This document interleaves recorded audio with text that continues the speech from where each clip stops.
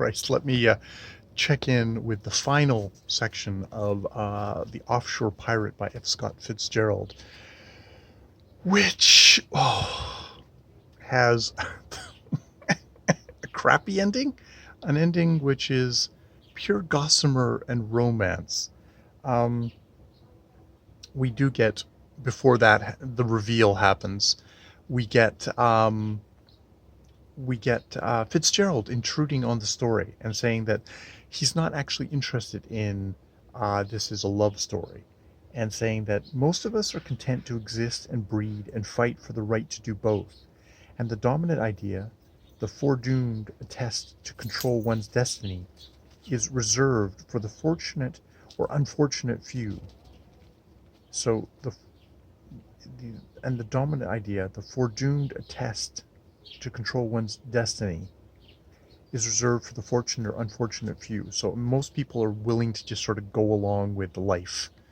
Um, but for the fortunate few, or unfortunate few, there's that impulse to actually control what's going to happen in your life.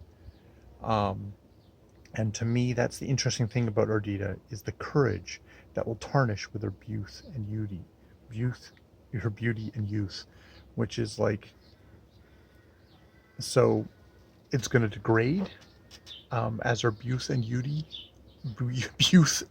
beauty and youth degrade. Her courage, her willing to take the risk, will tarnish, will fade. Which is interesting, taken from what the romantic, unquote unquote, ending of this thing is, where we find out that it's all been a lie, that Curtis Carlyle has been lying to her all the time, been tricking her, making her believe that he's a doomed musician pirate, when, spoilers, he's actually a rich young man who has who has made himself out as as a kind of angry young lower class guy, um, to appeal to, specifically to appeal to her, to hoodwink her. And in the end, when he reveals that to her, they're all expecting her to blow up. But she says, like, so this all came from your own imagination? You came up with this lie all from yourself? He said, yes, I did. It's like, well, I hope you're going to lie to me this well for the rest of my life. And they kiss, and they kisses him right in the illustration. Like, this is the storybook fake ending. I guess Fitzgerald puts that in there, that kissing in the illustration. But I think I definitely go back to that. To me, the interesting thing about Ardita is the courage that will tarnish with her beauty and youth. Um, that idea of Fitzgerald is really interested in these idealized moments that can't last and that will fade, and that what will be left will be tarnished. Um, it's a real, it's the real romantic, the bitter romantics idea of life. Like, oh, life used to be wonderful, but now it's shit. It's like, oh, I used to be young, but now I'm old, and it's like, that's tarnished. That's something that's going to be, that's youth culture. That's you're only going to find beauty in the time when you were a dumb, beautiful jackass. Um, but as you get older, um, you're going to make compromises. You're going to no longer be beautiful. You're no longer going to have the courage to just throw everything away, because you'll have responsibilities. You'll have maybe ties in your life.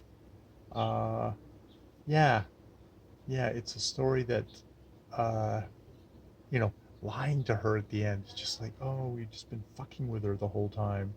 Um, and Fitzgerald kind of putting that forward as a romantic thing that she would actually enjoy, versus her going, fuck you at the end. You know, relationships that are based on lies uh, die, dissolve. There's going to be no trust there. Um, but in his romantic thing, that his romantic view that somehow is going to be um, a basis for anything lasting. And maybe it's not, because he says it's gonna, he kissed her right in the illustration at the end. It's like, shows the illustration at the end of them kissing. It's like, it's bullshit. It is bullshit. So yes, an interesting story, a very interesting story. And yeah, we also have stuff of um, the black musicians getting, singing, and it's, they're at the end, they just sit on the deck, acquiescent, uh, peaceful, not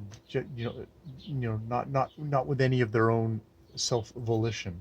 Of course, we find out that they're actually just employees of Toby, not compatriots of Curtis Carlyle. So we've diminished them at the end in a way that kind of pisses me off too. We've diminished Ardita, and we've diminished Babe and Moses and the rest of the black men in this story as well.